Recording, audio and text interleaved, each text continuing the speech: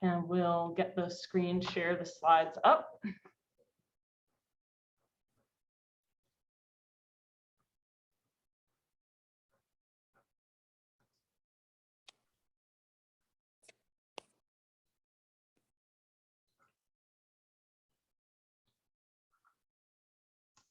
If you're able to bring up your slides, that would be great.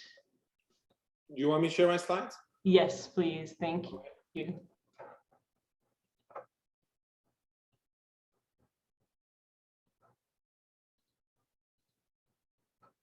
You can see it now?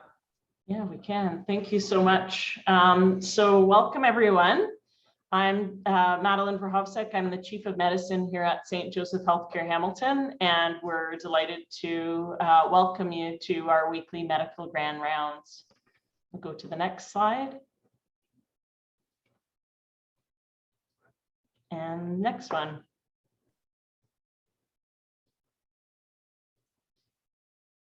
So we'll start with a land acknowledgement. We acknowledge that St. Joseph Healthcare Hamilton sits on the traditional territories of the Mississaugas and the Haudenosaunee nations and is within the lands protected by the Dish with One Spoon Wampum Agreement. This is a treaty between the Anishinaabe, Mississaugas, and Haudenosaunee that bound them to share the territory and protect the land.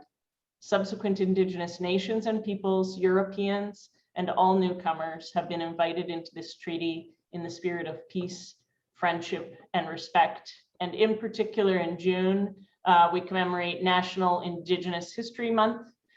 During this month, we're all encouraged to take time to recognize the rich history, heritage, resilience, and diversity of First Nations, Inuit, and Métis people across Canada. Go to the next slide, please. Actually, we'll go to the next one, which has your topic and info. So I'm very pleased and grateful to have Dr. Arsha Karabassi with us today, presenting on the topic of pregnancy and heart disease.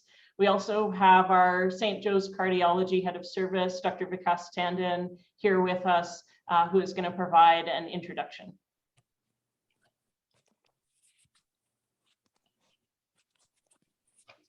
Thanks, Madeline. It gives me great pleasure to introduce Dr. Arsha Karabassi. Dr. Karabassi has been with us in the Division of Cardiology for the last 5 years, since 2017. Currently assistant professor, but soon to be promoted to associate professor as of July 1st. Congratulations, Arsha, on all your hard work. Arsha works in the areas of general cardiology, echocardiography, as well as plays a key role in the pregnancy and heart disease clinic and adult congenital heart disease clinics at McMaster University. Arsha, huge congratulations again on your upcoming promotion. And without further ado, we'll hand it over to you. Thank you so much. Good morning, everyone. And thanks for this invitation. And thanks, Vikas. So we're going to touch base on pregnancy and heart disease, and the objectives are to review common cardiac conditions in pregnancy and also the management. I'm going to start giving some data on the importance of this topic. So cardiovascular disease is present in 1 to 4% of pregnancies. This is data from the United States. And the incidence of heart disease is increasing due to different reasons. One is patients with congenital heart disease, women with congenital heart disease who now get better care are reaching childbearing age, advancing maternal age, and then increased incidence of risk factors, including diabetes, hypertension, preeclampsia, the tweening or pregnancies, which all go with higher incidence of cardiovascular comorbidities. This is a very interesting data from United States, and it shows that the data starts in 1987 up to 2013 and reviews all the complications related to pregnancy, including hemorrhage, infection, thromboembolic complications, anesthesia complications. And as you see, The cardiovascular diseases and conditions have increased compared to all other complications of pregnancy, even like up to 2013. Both the cardiovascular condition and cardiomyopathies have increased compared to all other conditions. So this shows the importance of cardiac disease in pregnancy. The timing of complications in women who develop arrhythmias or heart failure during pregnancy is also important. This data is from Carpec study, which is a study led by the Toronto group.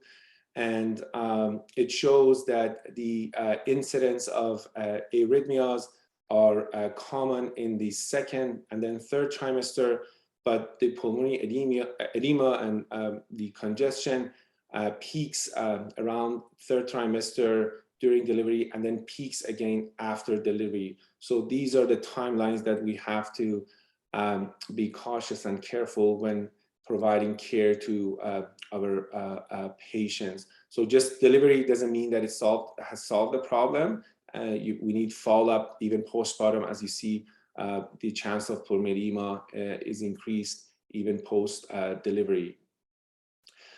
Why this happens? This is a very common slide and if you join any cardiac pregnancy rounds or talks, I think this slide is always shown, and it shows the physiology of pregnancy in women. From the bottom, the blue line, the heart rate peaks around 32 weeks of gestation. The stroke volume is increased, and also the cardiac output is increased up to about 50% all around the third trimester, and they kind of plateau here in the third trimester.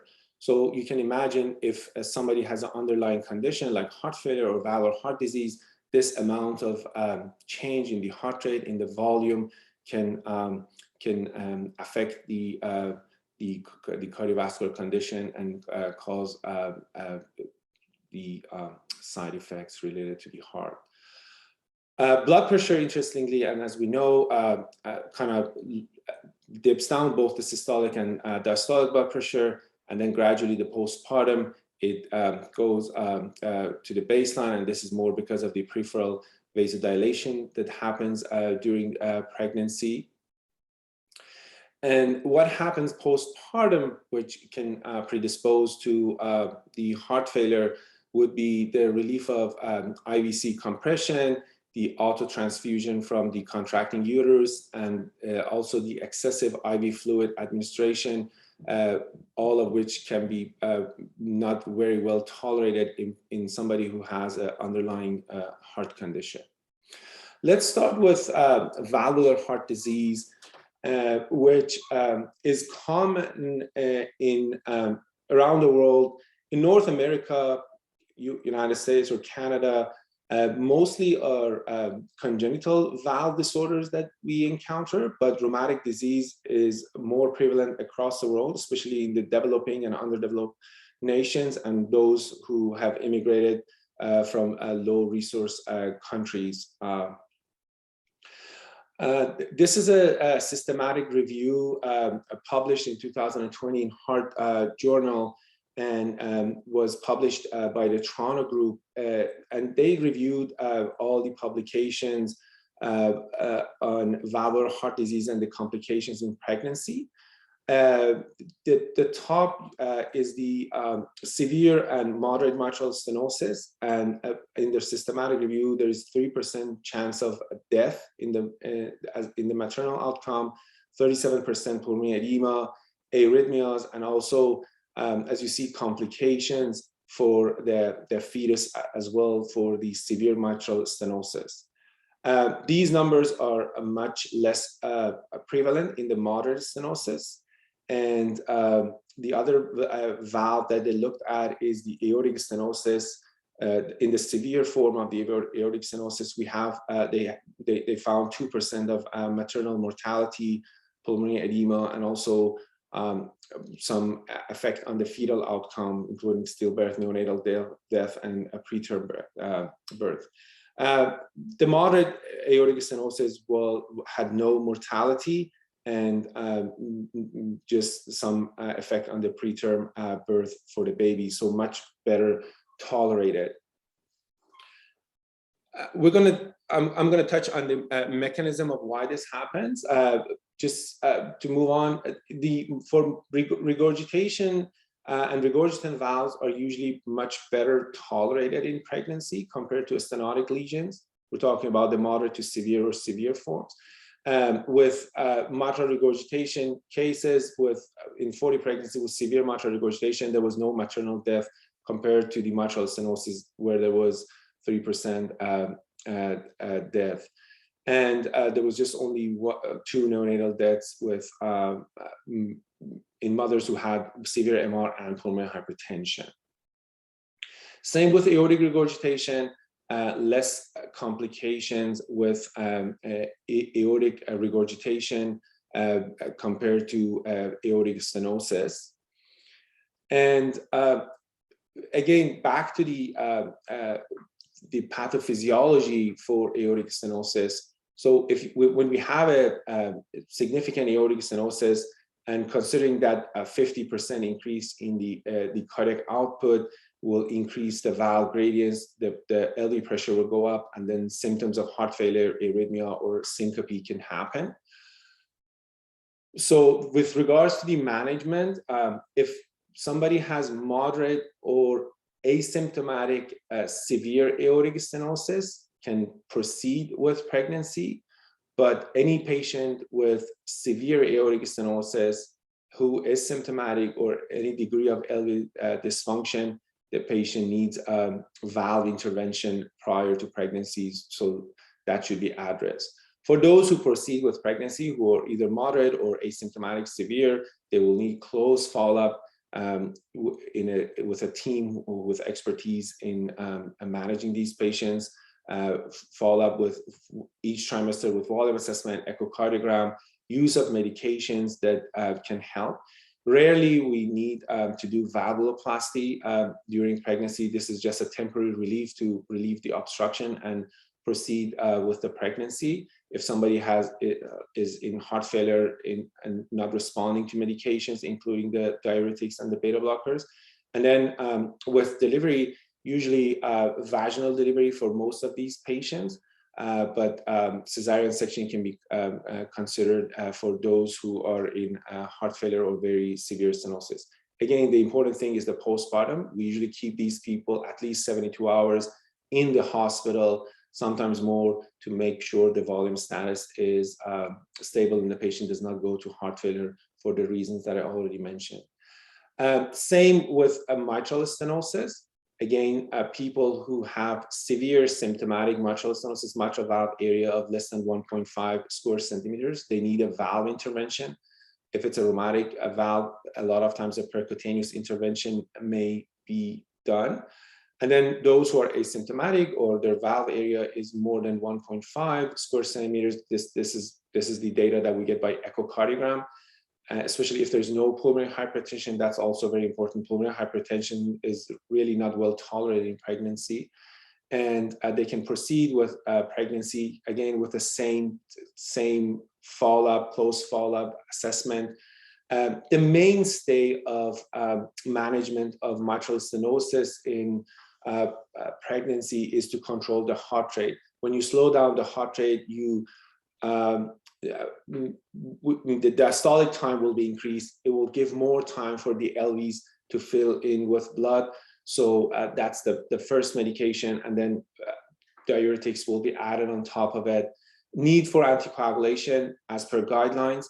Again, vaginal delivery for most of these patients, and postpartum monitoring for volume overload. Sometimes if, again, somebody's not tolerating the pregnancy, being in heart failure, not responding to medications, percutaneous valvuloplasty is offered during the pregnancy. Pulmonary stenosis, even if severe, is generally well tolerated in pregnancy. And pulmonic and tricuspid regurgitations are usually related to associated congenital heart disease or some valve problem or tetralogy of Fallot, things like that line. And in absence of a significant right heart failure, usually these lesions are well tolerated.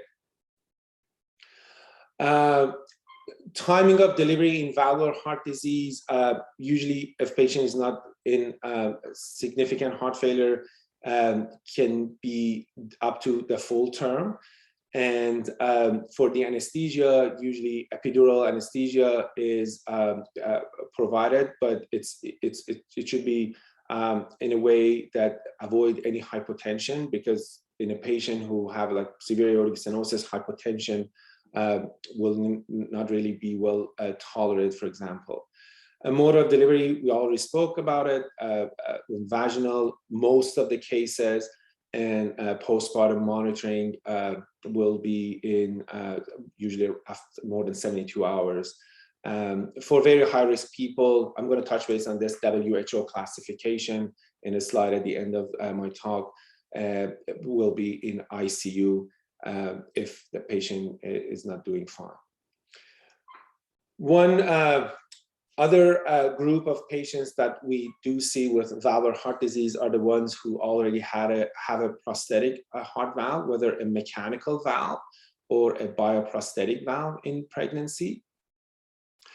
This is a review by European Heart Journal, and it did review the risk of the maternal and fetal risk with mechanical and bioprosthetic heart valves. As you see, there is risk of maternal mortality with both mechanical and bioprosthetic valves. Although the mortality is pretty much identical, but the risk of adverse events is more common with mechanical valve, and most likely because of the issues with the thrombosis. Pregnancy is a prothrombotic state in women, as we know. And the different anticoagulation methods, this is a review article, a systematic review that reviewed the vitamin K, heparin, low molecular weight heparin, and the unfractured heparin throughout the pregnancy. So the maternal mortality is lowest with the vitamin K throughout the pregnancy, but we know that warfarin goes with a risk of embryopathy.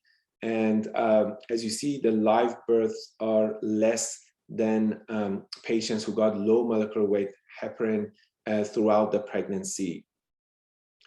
And then the other strategies that we use, heparin or low molecular weight heparin in the first trimester, vitamin K in the others, again, a higher risk of maternal mortality, but more live births. So warfarin, less maternal mortality because probably better anticoagulation, but then it has it gives less chance of live birth compared to low molecular weight heparin throughout the pregnancy. And this is pretty much the strategy that is used by the thrombosis team at MUMC that we work with. And we're lucky to have a great thrombosis team here at McMaster University overall, and also with the pregnancy and heart disease. This is from the guidelines, the 2020 ACC guidelines. With regards to anticoagulation during pregnancy, the guidelines mention that if the need for warfarin is less than 5 milligrams per day, giving warfarin throughout all 3 stages of all trimesters of pregnancy is a class 2A. But if the need for the warfarin is more than 5 milligrams per day because of the risk of embryopathy, they recommend a dose-adjusted low molecular weight heparin with monitoring of 10A levels. Again, based on my experience at MAC, I think the thrombosis team at MUMC, they usually do a weight-based adjustment of the dose, and I to my knowledge, I've rarely seen checking the anti-10A. Having said this, within the last 5 years, I've never had any complications or valve thrombosis with my own patients, which is great.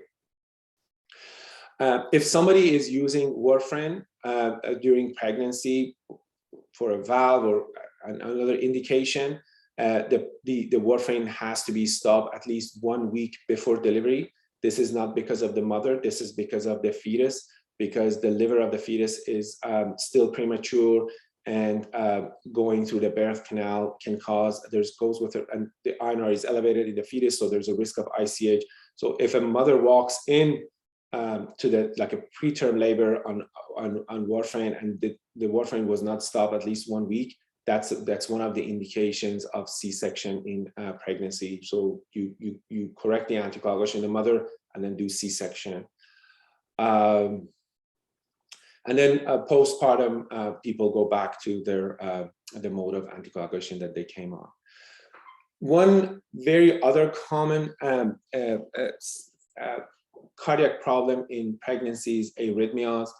Arrhythmias may develop during pregnancy, or pregnancy may exacerbate the existing arrhythmias, likely due to hormonal or hemodynamic changes that happen during pregnancy.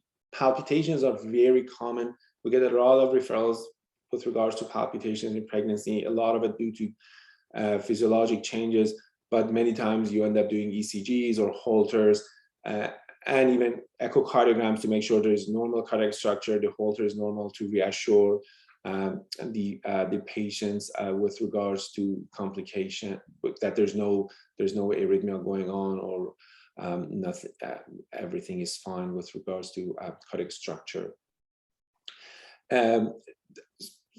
Just to touch base on some common arrhythmias, SVTs, the supraventricular tachycardias. We don't know whether pregnancy itself increases the chances of supraventricular tachycardia, but up to 85% of the women who have an underlying SVT may experience some worsening of symptoms or arrhythmias during pregnancy.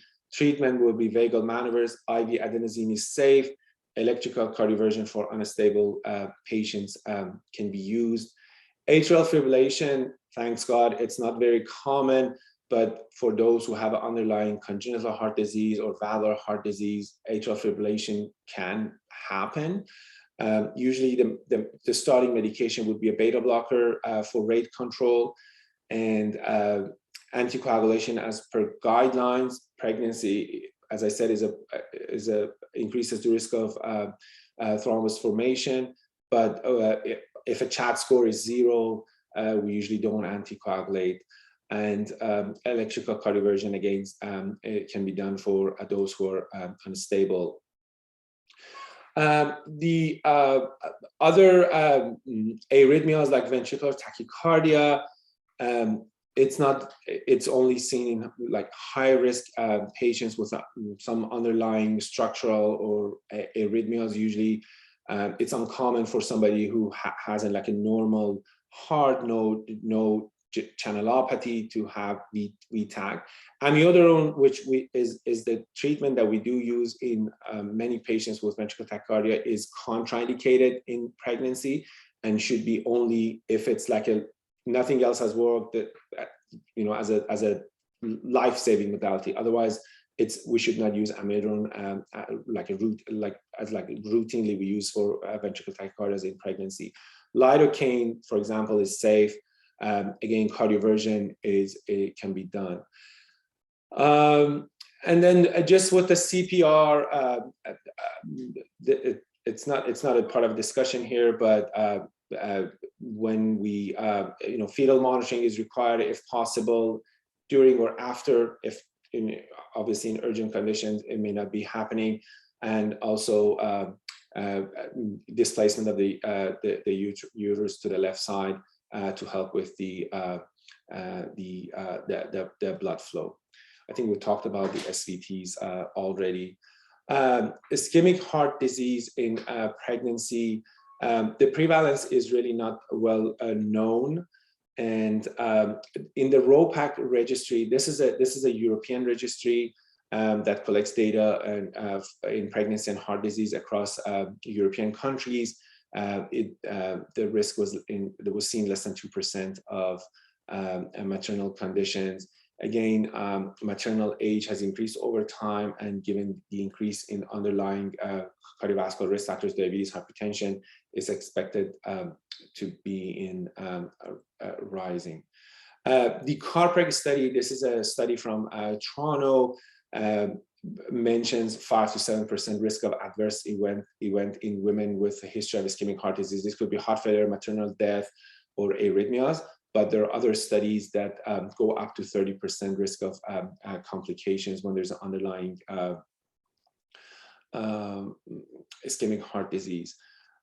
Something that if somebody has a significant coronary artery disease like MIs, LV dysfunction, probably better to have this discussion in a pre-pregnancy counseling, reviewing the risk, and also discussing contraception methods, including IUDs, and probably the oral contraceptives which contain estrogen probably are not the best treatment contraceptives for these patients.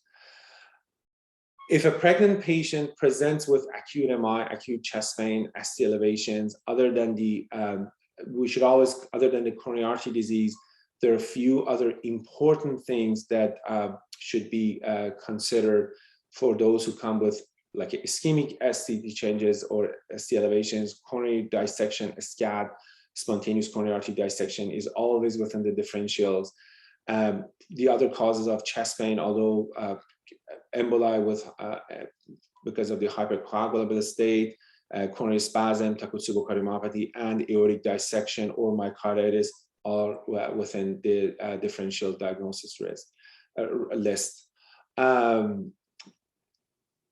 MIs, whether ST elevation MI or non-ST MI, obviously for ST elevation MI, always cath lab. Low risk non-ST MI probably can be managed medically, but again, this is a decision that will be decided based on the risk and benefits and the echocardiogram and the ejection fraction in this stage of the pregnancy. Aspirin, Plavix, beta blockers, and nitrates are safe in pregnancy. ACE inhibitors are contraindicated. Spontaneous coronary artery dissection. This is a complication that happens during pregnancy or postpartum. Usually pregnancy SCADs are common on those who have a history of fertility therapy, multiparity, or preeclampsia, and the management is usually medical. There are not much good interventional options for patients with SCAD, whether during pregnancy or outside pregnancy. One important issue about these patients is the risk of recurrence, and different studies, although they're not large, like 32 pregnancies, they mentioned like 15% chance of recurrence. So if a young lady with a first pregnancy who had a SCAD and is like 25 or 30 years old and is inquiring about a second pregnancy, this is a discussion to have with the patient, considering the limited data in the literature. Let's review. Let's go over a case and together, and then we move on with the next topic. This is one of the other common scenarios.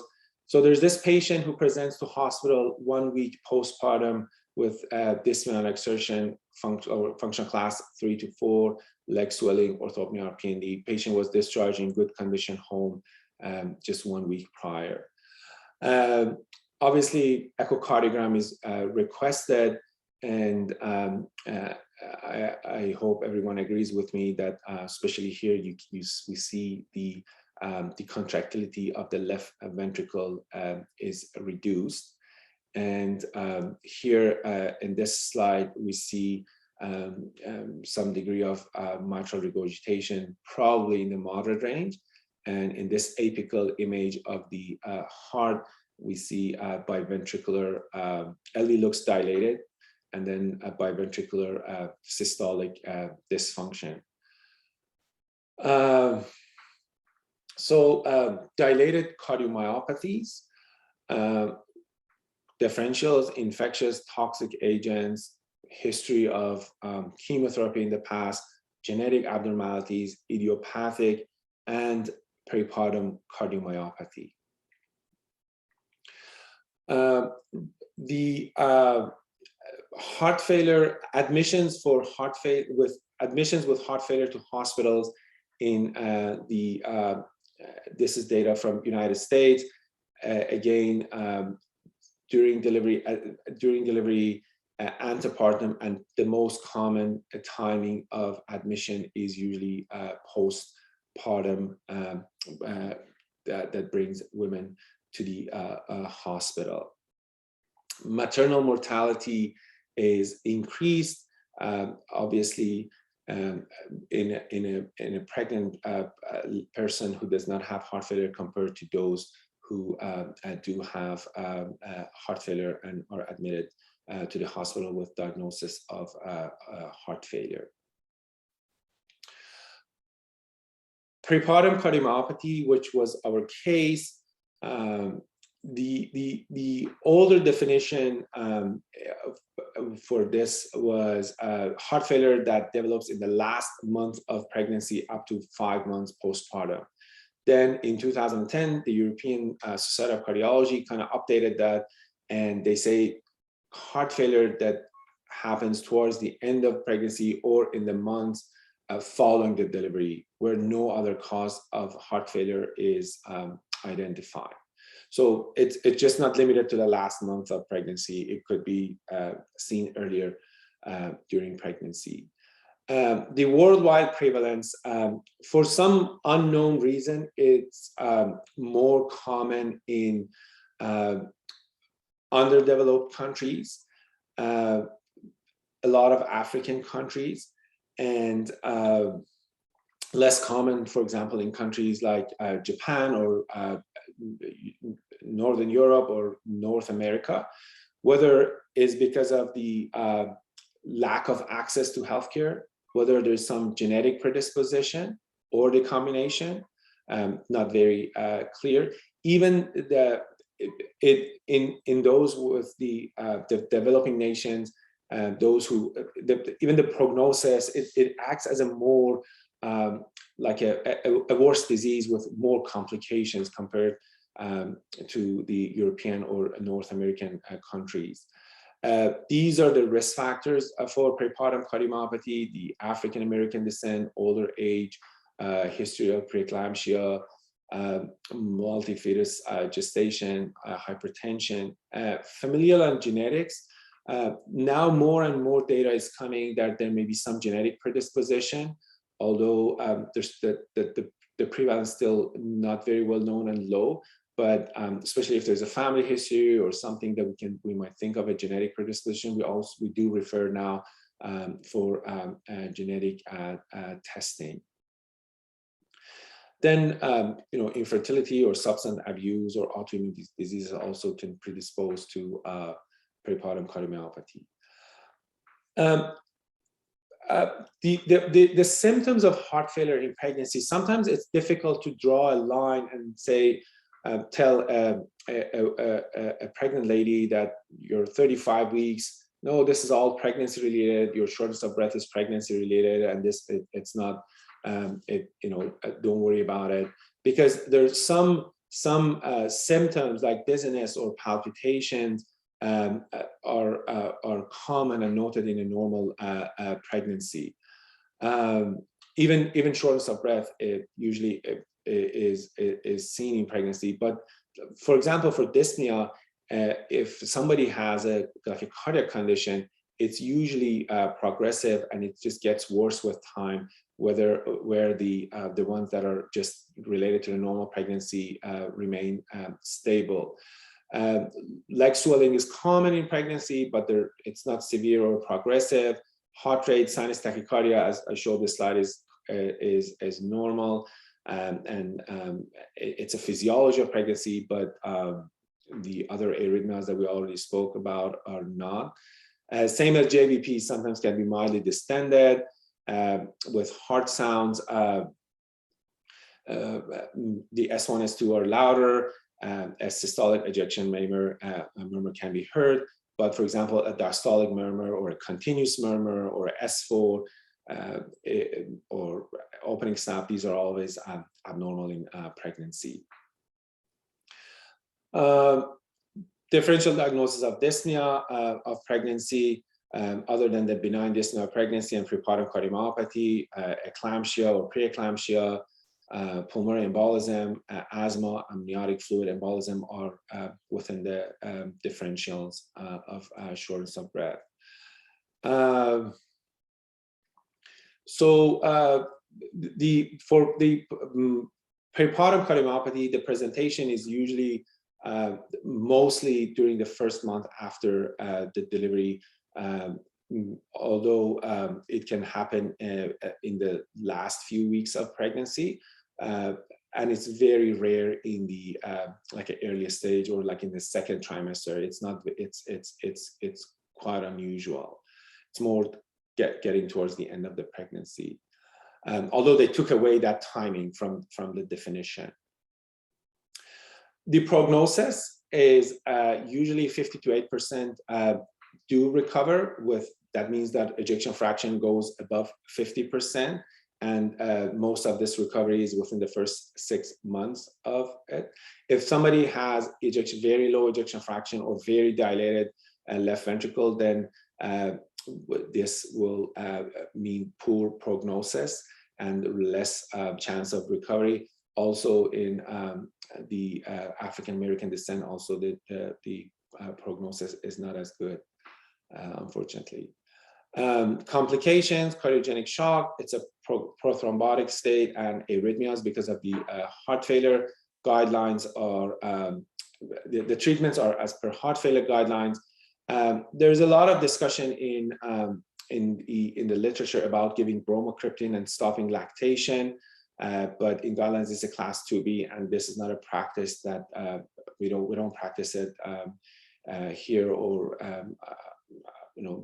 during conferences in the United States. It's not done, and in many developing countries, that the breastfeeding is very important because because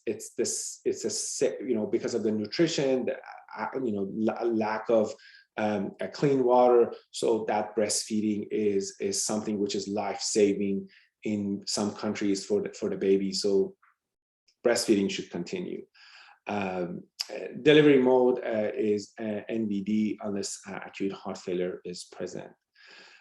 This is the same patient a few months after delivery, but one very common question that those patients do have for us is, okay, I'm 30 years old, first pregnancy, peripartum cardiomyopathy, what about a subsequent pregnancy? As you see after delivery in the slides, slight improvement in the ejection fraction and the mitral regurgitation that you saw is really minimal, and this shows the effect of that volume overload of the pregnancy and mitral regurgitation, which now is gone, and the MR is only trivial in the bottom right slide. So this is a question for everyone. Just think about it.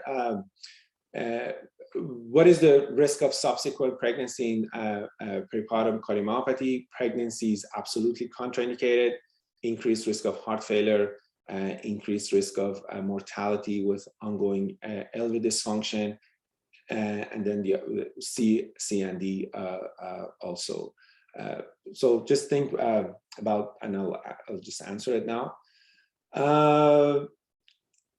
For subsequent pregnancies, if there is ongoing LV dysfunction with the EF of less than 50%, there's 50% risk of acute heart failure, and there's risk of mortality. But those who have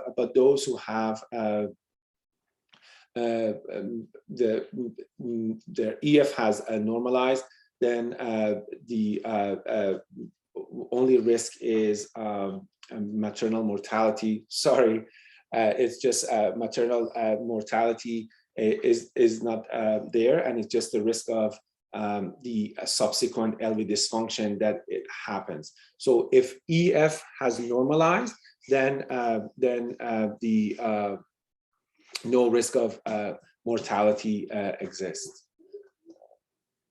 With regards to medications, one more question: which one is for? We're talking about peripartum cardiomyopathy. So if which one is contraindicated in pregnancy? Hydralazine nitrates, heparin, the mineralocorticoids, and warfarin in second and third trimester.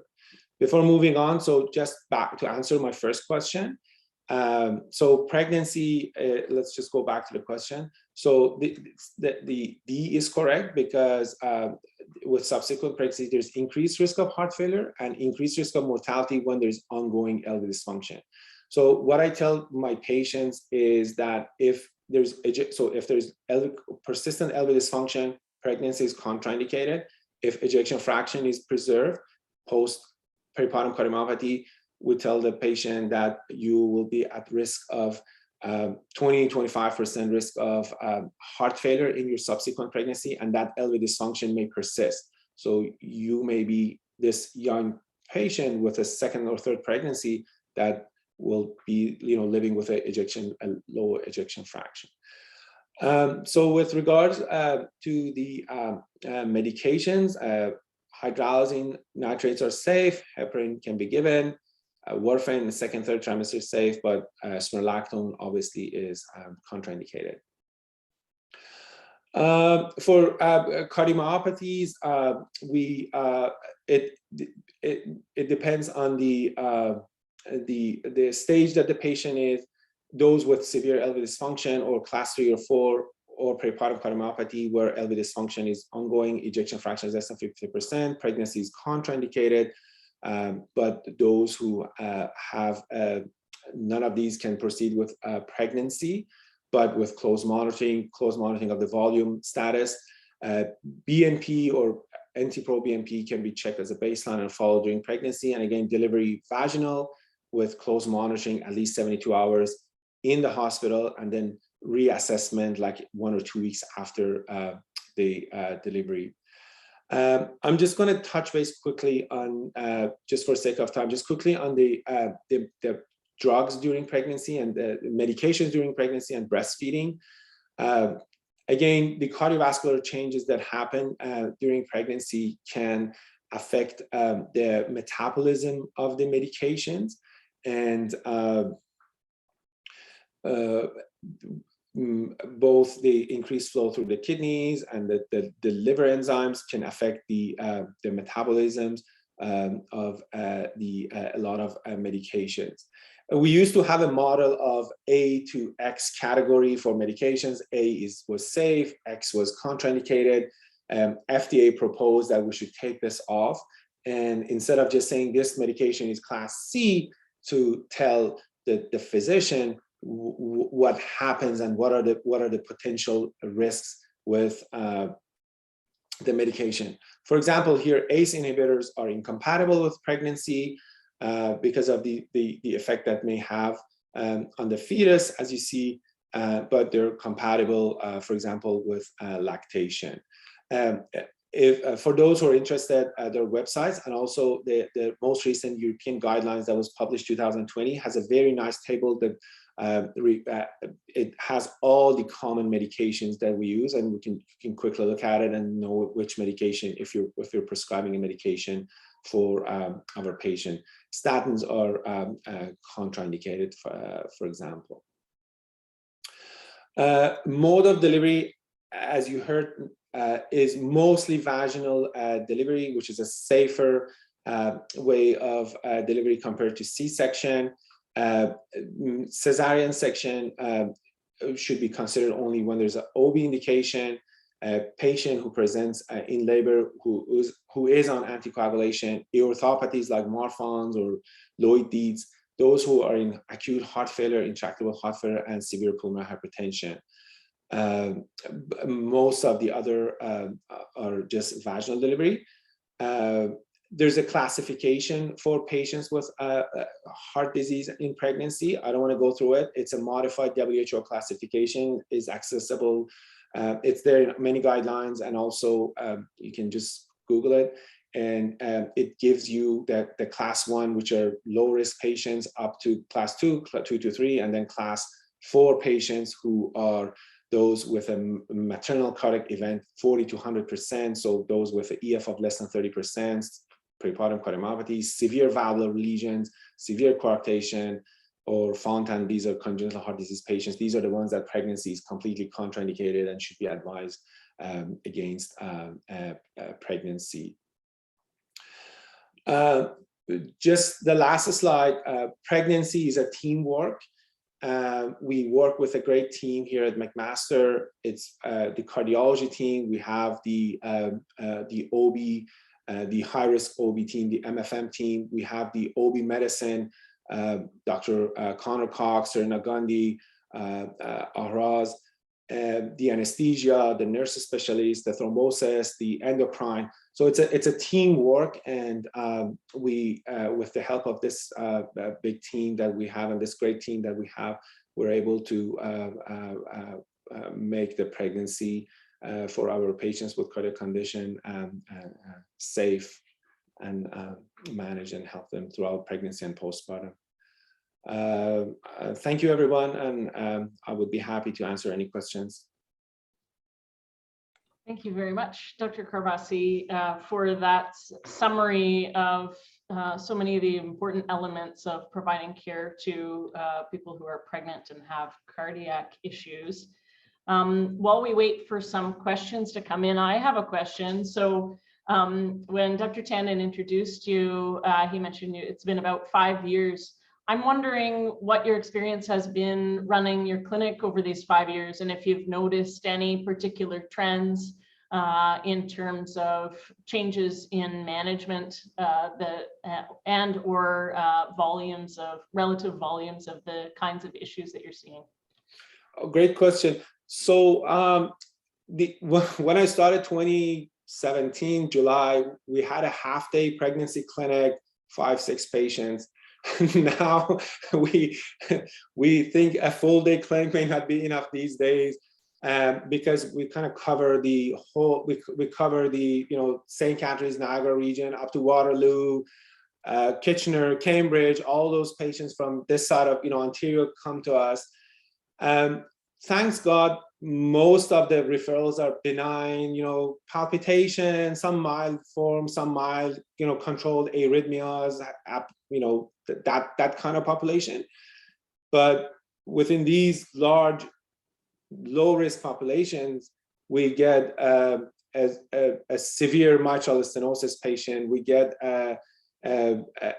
some patient with a WPW, with a wide complex tachycardia, who I was at St. Joe's one day. I was on cardiology, and there's this, the emerge calls me, oh, this patient is here, was shocked by EMS.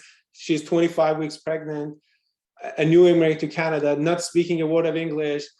And then you go and look at the ECG, you see a wide complex tachycardia, and it's just me like sweating, like, oh my God. Which that lady did well and delivered. Or patients with aortopathies, we have a good population of patients with, recently we had a patient with vascular Ehlers-Danlos, which is a contraindication to pregnancy, absolute contraindication. And she became, she wanted to become pregnant, and she said, no, I don't want to, I want to move on with the pregnancy. And with a very good, I think, teamwork and good communication and a lot of meetings with the OB and OB medicine and MFM and vascular surgery at GH, we kind of handled the case, and she went home safe with the mother and the baby safe. So numbers are growing. Most cases are not high-risk cases, but one high-risk pregnancy case is enough for like 9 months of your time, and the stress. It's quite stressful. High risk. It's dealing with two two patients, although we don't manage the fetus, but what the decision that we make definitely affects the fetus, obviously. But I think we have a great team. We've been able to again, it's a teamwork. The credit goes to the whole team of the pregnancy clinic at Mumsy, and I think the team is doing fine. From what you I described, hope so. I hope so. From what you described, the stakes are certainly high, and an incredible amount of teamwork that's highly specialized. And that's amazing kind of area from which you're drawing referrals. So the service that you're providing in the region is obviously much needed. I see Dr. Tandon, you don't have to raise your hand, Vikas. Go ahead. Sounds good. Arsha, that was a fantastic talk. So thank you so much for a very thorough and complete presentation. That was excellent. My question to you, so the area of valve intervention has grown significantly, particularly from the standpoint of TAVI. Has there been any recent cases where a patient has required a TAVI, or either before delivery or after delivery? And is that something that's considered, or is the goal simply, let's get the pregnancy completed, let's make sure that mother and baby are safe, and then we deal with the valve afterwards? Well, very great question. I think Javier had a case but they did a balloon valvuloplasty. This is a few years ago, it's not recent, and they did a balloon valvuloplasty, and I think the patient got a TAVI post delivery. If I may be wrong, I don't know if Javier is on this here or not, but the guidelines usually is to make the patient stable, to kind of sail through the pregnancy, and then I think to decide on the valve, because say you have a 30-year-old with a bicuspid aortic valve who has severe aortic stenosis. If you put a TAVI valve, that's not a guideline thing. That would be an exception, because for young people, we still don't use TAVI. The age is now, the cut-off range by guidelines is like 65. So I think that's a decision that is made like by each individual, but the guidelines really don't touch base on that, because we have to think of like a postpartum period. Okay, if I put a TAVI valve now, and then this patient needs another valve, another surgery intervention 5-10 years. So maybe just let's do a balloon valvuloplasty, make the AS as an AI, deliver the baby, and then okay, now it's a situation, then you can do TAVR or SAVR. Then you have a lot of choices because you want to really minimize the intervention. With a TAVI, when you're going through the groin with all your devices beside the uterus, these are, and the bleeding and the heparin and all these things that I think so. These are the things that needs to be considered. I'm sure there are case reports in the literature, but it's not like a guideline, or I'm not aware of a study that has studied like a group of people for TAVI in pregnancy myself. No, that's great, and huge congratulations on the growth of the program as well. That's fantastic work for both you and Javier. Thank you. That's great. Thank you so much. And yeah, just looking at the list of attendees here, I think some of your colleagues from this team have been able to join on and listen in. So that's excellent. So I see we don't have any other questions kind of lingering there from the audience. So with that, we can wrap things up. And again, tremendous thanks, Dr. Karabassi. Thank you so much for bringing together this presentation for us to help us all understand the ins and outs and the complexity of what you do. And thank you for all the work that you and your teams do, providing care during these extremely vulnerable periods of time for patients who really need and deserve that expert care. So thank you so much. Thank you so much. It's been a pleasure to listen and learn this morning. And for everyone, in terms of our next week's rounds, They will be hosted by our respirology service, and we have Drs. Natya Raghavan and Terrence Ho, who will be presenting on personalized management of COPD. So we'll see you back here next week. Thank you so much. Have a good day, everyone. Pleasure. Thanks so much. Thank you.